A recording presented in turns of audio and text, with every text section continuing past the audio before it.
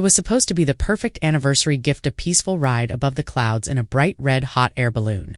They smiled, waved, and floated into the morning sky, then vanished without a trace. No distress call, no wreckage, just silence. 6 years later, deep in a remote forest, a lone hiker tripped over something buried in the dirt, and what he uncovered unraveled a chilling mystery. No one was prepared to face your father and his daughter, set off on a hot air balloon ride, but never came home. They remained missing without a single trace, as if they had simply vanished into thin air, along with their aircraft butt. 6 years later, a hiker stumbles upon something shocking buried in the woods, disturbing evidence that would change everything. The early morning fog hung thick over Eldenra, a small rural town nestled in the Pacific Northwest. Through the haze, the imposing silhouette of Eldon Ridge National Preserve loomed in the distance, a vast rugged wilderness of dense woods, sheer cliffs, and deep valleys that had swallowed its share of secrets over the years. Lena Rowe had barely opened her eyes when her phone rang, its shrill tone piercing the quiet of dawn. The digital clock on her nightstand read 6:17 a.m. Outside her window, the sun had just begun to peek through the fog, casting everything in a pale, ghostly light. Lena reached for her phone, her heart skipping a beat when she saw the caller.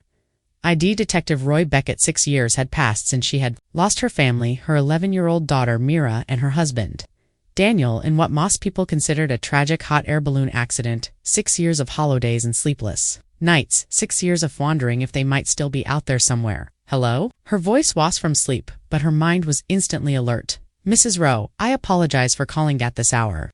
Detective Beckett said, his voice grave, but we have an important update on your case. Lena sat up straight, clutching the phone tighter. What is it? A hiker made a discovery in the woods yesterday evening, he explained. We believe we found the hot air balloon that your husband and daughter were in on the day of their disappearance. The world seemed to tilt around her after 6 years of nothing. No leads, no closure. Suddenly this where Shaman edged to ask, deep in Eldon Ridge National Preserve, I can give you the exact coordinates, but it's quite remote. Like you to come to the scene as soon as possible. Can you make it? Yes, Lena said, without hesitation. I'll be there shortly. She jotted down the location and ended the call, her hands trembling just as she set her phone down. It rang again. This time it was Grant Miles. Grant was more than just her husband's business partner. He had been Daniel's best friend since elementary school. Together they had founded Skyreach Balloons, turning their shared passion for flight into a successious trains. After Daniel's disappearance, Grant had been a pillar of support for Lena, helping her navigate both her grief and the practical matters of life without Daniel. Lena, I just heard from Roy, Grant said when she answered a booth discovery. Yes, I'm getting ready to go there now. Let me pick you up, he offered. It's early. The fog is thick and the roads are slippery. We're both heading to the same place anyway. Lena accepted gratefully. It wasn't an unusual offer. Grant had often helped out over the years, both before and after the disappearance. She dressed quickly, pulling on jeans, a sweater, and sturdy boots suitable for hiking. By bedtime, she finished a hasty cup of coffee. Grant's silver SUV was pulling into her driveway. The drive to the preserve took only about 20 minutes, but the atmosphere between them was heavy with apprehension. Grant, normally talkative, was unusually quiet, his knuckles white as he gripped the steering wheel. What do you think they found? Lena finally asked. Breaking silence, Grant shook his head. I don't know, but whatever it is, we'll face it together. Detective Beckett met them at a small ranger station at the edge of the preserve. From there, they followed him on foot, trekking deep into the woods. The path was rough, occasionally non-existent, forcing them to climb over fallen logs and navigate around dense thicket. How much further? Lena asked after they had been walking for nearly 40 minutes. Not much more, Detective Beckett replied. The site is far off any established trails. That's why it wasn't discovered until now. When they finally reached the scene, breath caught in her throat. Before them was a large area cordoned off with yellow police tape. In the center was an enormous hole in the ground, at least 15 feet in diameter and several feet deep. Inside the excavation lay the unmistakable remains of a hot air balloon, the colorful fabric spread out across the tarp on the dirt, the wicker basket lying on its side, and several metal propane canisters scattered nearby. Police officers and crime scene technicians moved methodically around the site, photographing everything, taking measurements, and collecting samples. The balloons, once vibrant fabric, was now faded and torn, caked with dirt and decaying leaves. Detective Beckett led them to a man standing near the edge of the excavation. He was tall and lean, dressed in hiking gear, with a German shepherd sitting attentively by his side. This is Caleb Marsh, the detective said. He and his dog Ranger discovered the site yesterday. Caleb nodded politely to Linnea. Sorry about your family, ma'am. Can you tell me how you found this? Lena asked, her voice barely above a whisper. Caleb gestured to his dog. Ranger is a retired canine officer. I adopted him a couple of years ago. We were hiking off trail yesterday when he suddenly started barking and digging at the spot. He's trained to detect human remains, so I called the police, immediately thinking someone might be buried here. Detective Beckett took over the explanation. When we started excavating, we found the balloon buried under a tarp. The ground above it had already grown over with vegetation, small trees, and bushes, but they are younger than the surrounding forest. The way everything was carefully placed and buried suggests someone wastering to hide evidence. Lena stepped closer to the edge of the pit, her eyes fixed on the balloon. That's it, she said softly. I recognize the pattern, Daniel, and I designed it together, those yellow and orange streaked with black. That's our balloon. She turned to the detective, hope and fear. Wearing in her expression, Did you find anybody's? The dog smelled something? Detective Beckett shook his. We've excavated this entire area and found no human remains. What Ranger detected was the residual propane gas from the canisters. They were buried with the balloon. Lena wrapped her arms around herself, processing this information. So this means they didn't just disappear, Ina? Bad weather accident? Someone buried the balloon deliberately. We can't be 100% certain yet. The detective cautioned our initial investigation did reveal reports of sudden, unpredictable weather that day, which could have caused a crash, but this evidence strongly suggests this wasn't just a natural accident. Someone tried to cover it up. Hope flared in Lenu's chest. So my husband and daughter, they could still be alive. They could be out there somewhere. The detective's expression was carefully neutral. We're rehearsing all possibilities, Mrs. Rowe. Lena wiped away tears, trying to maintain her composure as she stared at the balloon that had carried her family away from her. Around them, forensic technicians content, they're meticulous. Work documenting every aspect of the scene. Grant, who had been unusually quiet since their arrival, finally approached the edge of the pit. His face was pale, his expression unreadable as he surveyed. Thuricage, he took out his phone and began taking pictures, but Lena noticed he wasn't photographing the scene as all. Instead, he zoomed in and focused on a small metal plate attached to the basket, the serial number. What are you doing? She asked. And Grant replied simply, These balloons are expensive. I'll need to document everything. Lena nodded, absently, not thinking much of it. Grant was always the practical one, the businessman who handled the operational side, while Daniel had been the face of the company, the charismatic figure who attracted clients and built relationships. Now Grant was busy on his phone, presumably sending the photos to headquarters. Lena didn't want to be suspicious of him. After all, he had been nothing but supportive since the disappearance. She knew he had a business to run and responsibilities to A forensic technician called them over to point out traces of blood on Theo's basket as well as signs of damage that couldn't be explained by a simple crash landing. See these tears in the fabric? The technician explained. And these marks in the basket? They suggest not just damage from a fall, but signs of struggle, most as if someone was fighting inside the basket. Lena's mind raced with terrible possibilities. Had someone attacked her family mid-flight? Had Mira panicked during a crash? And Daniel tried to restrain her for her safety, or had something even more sinister occurred? We'll process everything here, thoroughly, Detective Beckett assured her. You can go home if you'd like. We'll update you as soon as we have more information. He turned to Grant. Mr. Miles will need to arrange a meeting with your staff at Skyreach headquarters, depending on what we find here. Can you make that happen? Grant nodded. Of course. Just let me know when, with one last look at the balloon that had once carried her family. Lena turned away, her mind swirling with questions that still had no answers. With Detective Beckett's permission, Lena and Grant left the excavation site. The hiker Caleb Marsh and his dog Ranger had already exchanged information with the police and departed as well. The morning fog had started to lift, but the air remained cool and damp as they made their way back through the woods to Grant's SUV. I can drive you home, Grant offered as they reached the vehicle during the drive back to Eldon. Grant reached over and briefly squeezed Lena's hand. Try not to worry too much, he said, his voice gentle. The police will figure this out. They'll update us when they know more. Lena nodded, not trusting herself to speak her mind, was still at the excavation site with the balloon that had carried her family away. 6 years ago, when they arrived at her modest 2-story house, Grant pulled into the driveway and turned off. Then, would it be all right if I came in for a bit? He asked. I need to complete some insurance forms, and I could use your living room table. I'll even make you breakfast while I'm at it. Lena didn't think twice about the request. Grant had been in their home countless times over the years, both before the disappearance and after Hindi.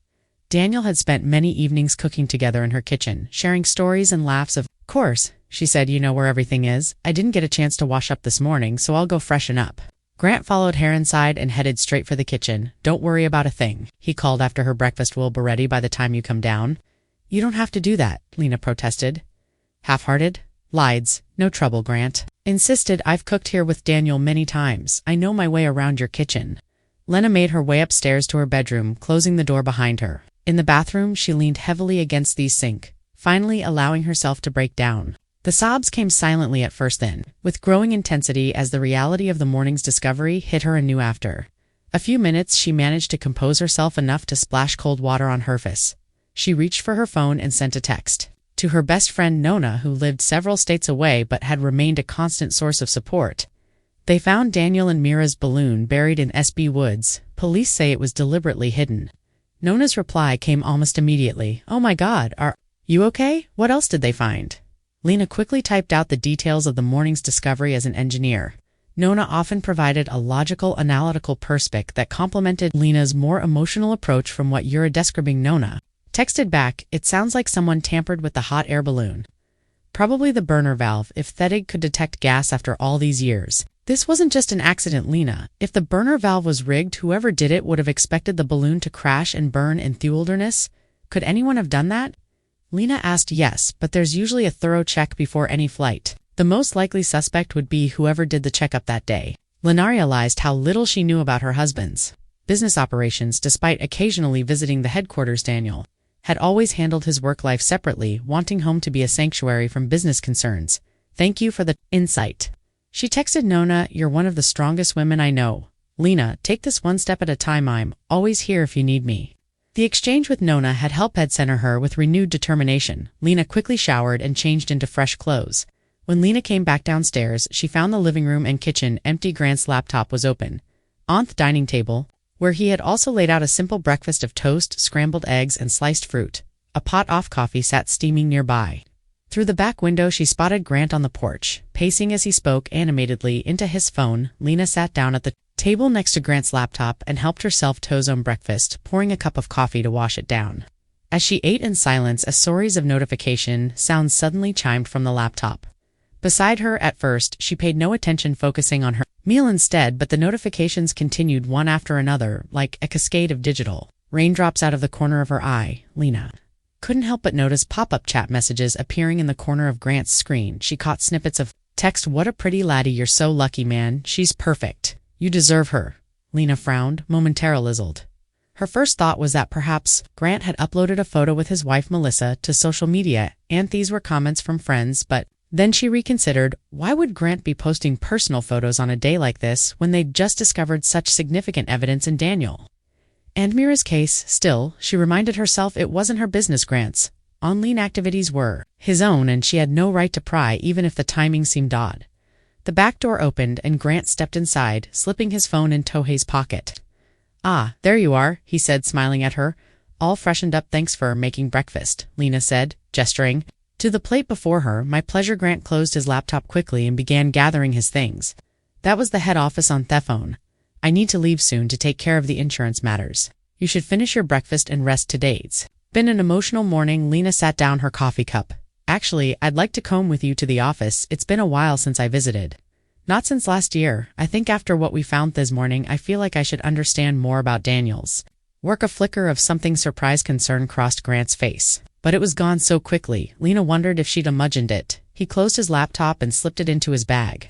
That's not an accessory, he said, his tone casual. Nothing much is happening at headquarters these days. You'd bebered, I insist, Lena said, surprising herself with her firmness. Daniel used to take me at least once a year. After what we found this morning, I feel like I need to connect with his work again. Grant hesitated, then nodded. All right, if you're sure. I'll take you to headquarters, but then I'll have to leave for the insurance company. Thank you, Lena said, finishing the last of her coffee. She carried her plate to the sink while Grant packed up his belongings. Within minutes, they were heading out the door and back to Grant's SUVs. They drove toward the industrial park where Skyreach Balloons had its headquarters. Lena found herself glancing at Grant's profile, noting the tension in his jaw, the way his fingers drummed nervously on the steering wheel. For the first time, she wondered if there might be more to her husband's oldest friend than she'd ever realize. Skyreach Balloons' headquarters was housed in a modern single-story building with large windows that overlooked Apervate Airfield, where the company's hot air balloons were launched. The parking lot was half empty when they arrived, with only a few employee vehicles scattered about. As they entered the main reception area, Grant immediately Lena to his assistant, a young woman named Mia with short auburn, high-rimmed, sharp, intelligent eyes. Mia, this is Lena Rowe, Daniel's wife. Grant said, "She'd like a tour of the facility. Could you show her around while I take care of some urgent matters of—" "Of course, Mr. Miles," Mia replied with a professional smile. "It's a pleasure to meet you." Mrs. Rowe Grant disappeared down a hallway toward his office, leaving Lena with Mia. The young woman guided her through the building, explaining the various departments and operations with practiced ease. "This is our customer service center," Mia said, showing Lena a room where several employees were answering phones and working at computers. "And through here is the design studio where we create the custom balloon patterns." As they walked, Lena found herself studying the photographs that lined the hallways, many featuring Daniel smiling broadly as he posed with clients' colorful balloons. Her heart ached at the sight of his familiar face. "Everyone here knows about your husband and daughter," Mia said quietly, noticing Lena's gaze on the photos. "It was a tragedy that affected the whole company. They found the balloon this morning." Lena said the words, spilling out before she could stop them. "Buried in the woods. The police think it wasn't an accident after all." Mia's face changed, her professional demeanor slipping momentarily to reveal something that looked almost like fear. "I hadn't." Hirsch stammered how terrible the tour continued, but Lena noticed that Mia seemed distracted now, her explanations becoming shorter and her responses to questions less detailed. When they reached the maintenance bay, a large hangar-like space where balloons were repaired and serviced, Mia rushed through his explanation of the equipment and procedures. "This is where we perform our maintenance and safety checks," she said, gesturing vaguely around the space. "Each balloon is thoroughly inspected before and after every flight. Do you think anyone here might have had something against my husband, like maybe someone tampered with Theberner's valve?" Mia shrugged. Silent for a moment, then she spoke, her voice soft with uncertainty. "Everyone loves Daniel, especially little Mara. I can't imagine Yon doing something so awful. Why would you think that?" I don't know," she said, hesitating.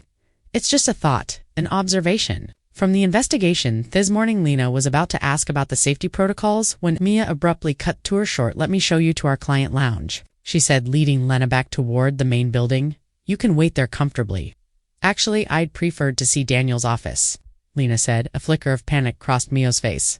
"I'm sorry, but the room is locked. It has been for a long time only. Mr. Malesh has the key, and he's no longer in the office." Before Lena could question this, Mia's phone buzzed. The young woman checked it quickly, her expression growing tense. "I'm so sorry, Mrs. Rowe Beauty. Needed elsewhere. Would you mind waiting in the lounge? There's a TV and some travel magazines on the shelves aisle. Come back for you shortly." Without waiting for a response, Mia turned and led the way. Lena trailed behind her until they reached the guest lounge. It was empty without much explanation. Mia hurried off, already speaking into her phone as she disappeared down the hall from the doorway. Lena caught snippets of her conversation. Police tomorrow, then safety, and final Lickliant coming alone in the lounge. Lena considered what she'd overheard. Detective Beckett had mentioned arranging a meeting with the company staff, but he hadn't provided a timeline. Perhaps they were already planning to visit tomorrow, and maybe Skyreach was expecting clients who shouldn't see the police presence. Lena reached for her phone, intending to call Detective Beckett for an update, but stopped herself. The detective was likely still at the excavation site, busy with the investigation. He would contact her when he had news. After waiting for nearly 20 minutes, with no sign of Mia returning, Lena decided to explore on her own. She remembered the creative design department somewhere in the building, a place Daniel had particularly enjoyed showing her, where artists created the colorful patterns that adorned their balloons. She left the lounge and made her way through the corridors, passing the maintenance bay again, and what appeared to be a storage room filled with equipment.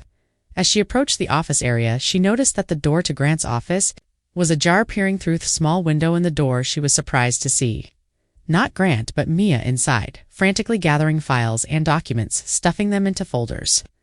Lena pushed the door open, knocking lightly to announce her presence. Mia. The young woman jumped, clutching a stack of papers tightly against her chest, her eyes wide with alarm. "Mrs. Rowe, I was just about to come find you. What are you doing?" Lena asked, stepping into the office. "Mr. Miles Caledon said he forgot an important document," Mia explained, her voice higher than normal. "He asked me to find it, send it to him. It's just insurance-related paperwork." But as Mia shifted the papers in her arms, Lena caught sight of what appeared to be a handwritten logbook. Labeled fuel reports. On the floor beside Mia was a cardboard box with archive printed on the side, but someone had hastily scrolled discard. Next to it, in black marker, Lena's gaze was drawn to a folder visible on top of the box, contents in bold, large font: E-Tread and maintenance log, April 2017, the month and year when Daniel and Amira had disappeared. "Why do you still have these documents?" Lena asked, her voice growing firm. "I remember the police requested all maintenance records back when they first investigated the disappearance." Mia's face palled. These are just scanned copies of the originals that were given to the police, she stammered, not meeting Lena's eyes. I really need to finish this task, Mrs. Rowe, if you'll excuse me. Lena stepped back, allowing Mia to hurry past her with documents still clutched to her chest. As she watched the young woman practically run down the hallway, a sense of unease settled over her. Something seemed not right. At Skyratch Balloons, still troubled by Mia's suspicious behavior, Lena continued her self-guided tour of the headquarters. She made her way toward what she remembered as the creative design section, hoping to reconnect with the part of the business that Daniel had most loved to share with her. As she walked down a corridor lined with framed photographs of colorful balloons soaring over picturesque landscapes, she overheard two male employees talking in hushed tones around Theckerner. The client's schedule has been moved to today. One was saying they're expecting him in less than an hour. So soon, the other replied, sounding concerned. Client's not happy, but Grant doesn't have many options. Tomorrow, the police will be here and he wants everything settled by today. So remember, focus on the clients and get rid of those boxes. The men rounded the corner and fell silent when they spotted Lena. They nodded politely as they passed Urbit. Their expressions were tense, almost guilty. Just as they disappeared down the hall, Lena's phone rang. It was Detective Beckett. She quickly answered, stepping away from the main corridor into a small alcove with a water fountain. Mrs. Rowe, the detective said, his voice grave. We found additional evidence on the hot air balloon. There are signs of restraints being used, indications of a physical struggle inside the basket, and what appears to be a weapon of some kind. We also found clear evidence of sabotage on both the burner valve and the deflation port. Lena's heart pounded. What does that mean? It means this was definitely not an accident. Additionally, continued to excavate the area and have found what appeared to be human bone fragments buried deeper in the ground. She leaned against the wall for support. You think someone killed them? We strongly suspect someone from the company was involved. We're arranging to interview the entire staff tomorrow morning. There was a brief pause. Where are you now, Mrs. Rowe? I'm at Skyreach headquarters with Grant. Well, he's somewhere in the building. His assistant gave me a tour. Grant Miles is our primary person of interest right now, Detective Beckett said, his voice dropping lower. Along with Wover was working in the maintenance bay when your husband and daughter took that flight. Lena felt as though the floor was tilting beneath her feet. Grant, but he was Daniel's best friend. I need you to come to the station, right away. The detective continued. I have evidence to show you. I'm actually at the headquarters now, Lena said, watching an employee hurry past with a stack of files. Grant's not here at the moment. He said he had to take care of insurance matters, but something strange going on here. The staff seems nervous and unsettled. Listen to me carefully, Mrs. Rowe, Detective Beckett said, his voice sharp with urgency. I want you to leave immediately. Do not spend another minute there and do not meet with Grant for now. Do you understand? I'll send some of my officers there just to check around. Yes, Lena whispered, suddenly afraid.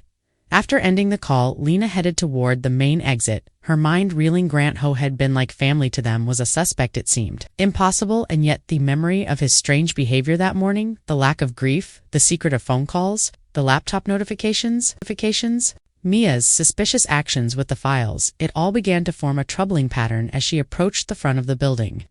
Lena spotted Grant through a window. He was outside in the parking lot, standing beside a company buggy with three men. Two of them wore black suits and sunglasses. The third, who appeared to be the driver, was the same employee she had overheard in the hallway earlier.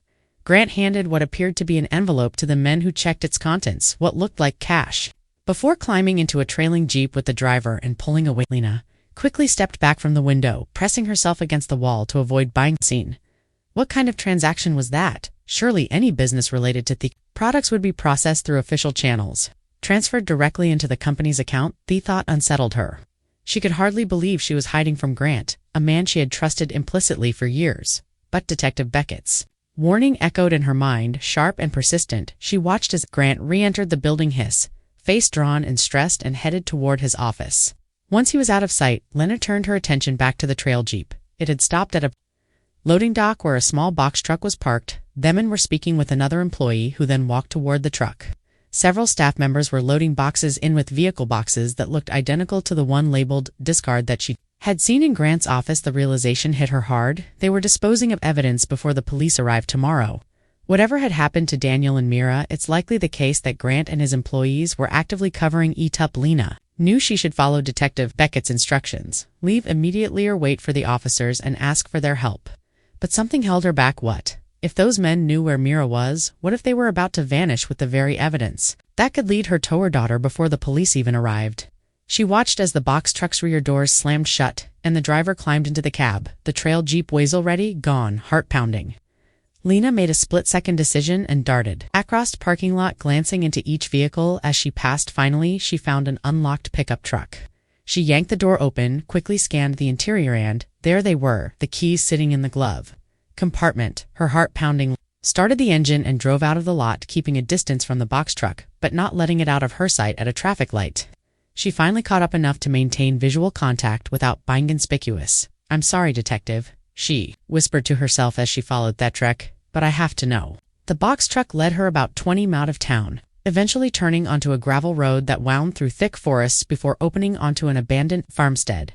There was no sign or name marking the property, just a weathered farmhouse, a large barn, and several smaller outbuildings, all in various states of disrepair. Lena watched as the truck pulled around behind the barn, out of sight from the main road. The trail Jeep from earlier was already parked there, though. The men in suits were nowhere to be seen. Keeping a safe distance, Lena parked the pickup truck on an overgrown access road about a 4-mile from the farm. She killed the engine and sat for a moment, considering her options. The rational part of her brain screamed that she should drive away, call Detective Beckett, and let the police handle this. But something deeper, a mother's instinct perhaps, compelled her forward. She exited the truck and made her way cautiously toward the farm, staying within the tree line to avoid being spotted. Finding a dense cluster of bushes about 50 yards from the barn, she crouched down, pulled out her phone, and sent a text to Detective Beckett. "I followed a truck from Skyreach to an abandoned farm. Men loading boxes, acting suspicious. I'm hiding nearby. GPS coordinates attached." The detective's response came quickly. "Leave immediately. Drive far away. Police will inspect. This is extremely dangerous."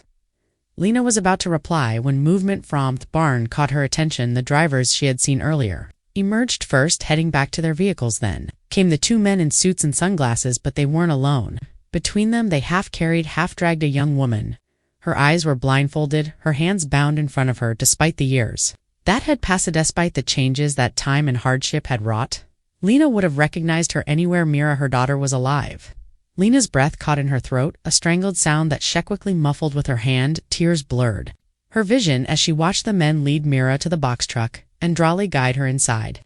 With trembling fingers, she sent another desperate text to Detective Beckett. "My daughter is here to live. They're moving her, please. Hurry, there are at least 4 men here." The men continued to work, bringing boxers out from the barn and loading them into the truck. Lena wanted nothing more than to rush forward to rescue her child, but she knew she would be overpowered immediately. Her only hope was to wait for the police and pray they arrived in time. Just as the men appeared to finish their loading, a familiar silver SUV came roaring up the driveway. Grant's vehicle. He screeched to a halt in front of the barn and leaped out, his face contorted with fury. "Lena," he shouted into the empty yard, "I know you're here somewhere. Come out now." The men by the truck and Jeep froze, clearly surprised by Grant's arrival and outburst. "What's going on?" One of the suited men demanded. "Why are you here? Who are you looking for?" "A woman named Lena Grant," snapped, gesturing to several men who had arrived with him in another vehicle. "She was at headquarters area, and now she's disappeared. Someone spotted one of our pickup trucks leaving the lot, and security took conference. It was her behind the wheel. The GPS signal from that truck cut off in this area.